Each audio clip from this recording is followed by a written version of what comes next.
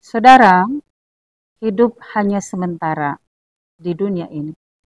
Siapapun dia, kaya, miskin, punya jabatan, tidak berpunya, punya harta, orang yang papa, semua akan kembali pada waktu Tuhan yang tepat.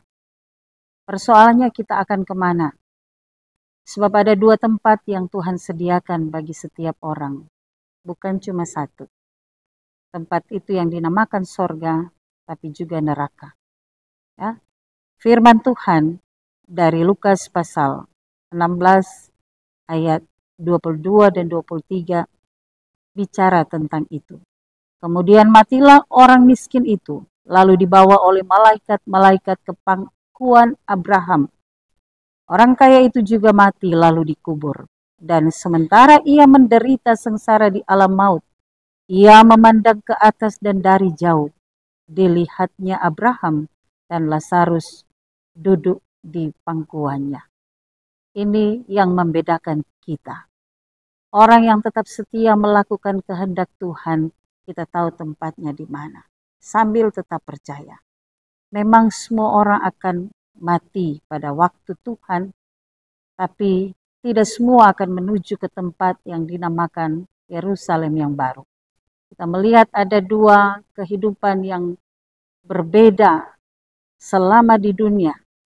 Orang kaya menikmati kemewahannya, menikmati kekayaannya.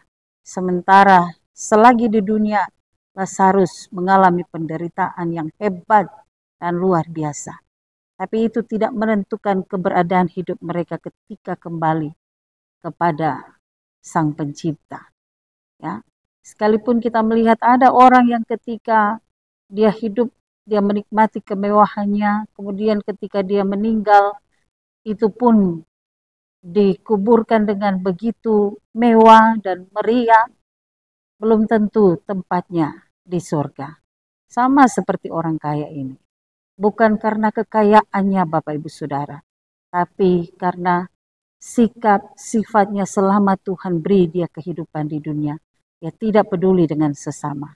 Sebaliknya Lazarus yang penuh dengan penderitaan, bukan hanya bicara soal kemiskinannya, tapi juga apa yang menggerogoti tubuhnya, sakit penyakit yang luar biasa.